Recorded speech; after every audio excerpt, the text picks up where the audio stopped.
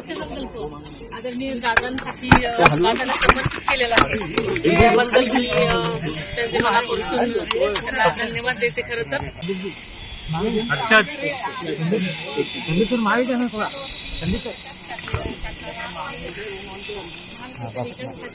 त्याला समावेशक असा आहे त्याबद्दल महाराष्ट्र भूम खाली माननीय मुख्यमंत्र्यांनी आणि अर्थसंकल्प आदरणीय दादांसाठी दादांना समर्पित केलेला आहे त्याबद्दल मी त्यांचे मनापासून त्यांना धन्यवाद देते. खरं तर सकाळपासून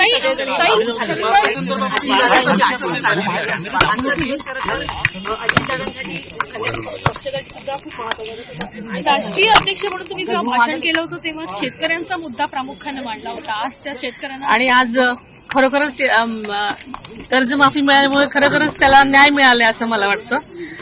खरं तर 27 तारखेपर्यंत आदरणीय दादा या अर्थसंकल्पाची तयारी करत होते आणि येऊन सगळ्यांच्या मिटिंगच घेणार होते.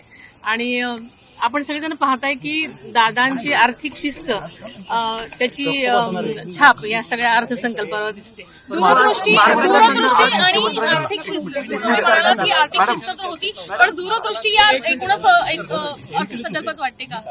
दूरदृष्टी तर आहेच आहे. कारण मी आपल्याला म्हटल्याप्रमाणे की या अर्थसंकल्पावर आदरणीय दादांची छाप होतीच आणि सर्व घटकांवरती सर्वसमावेशक विचार केलेला आहे.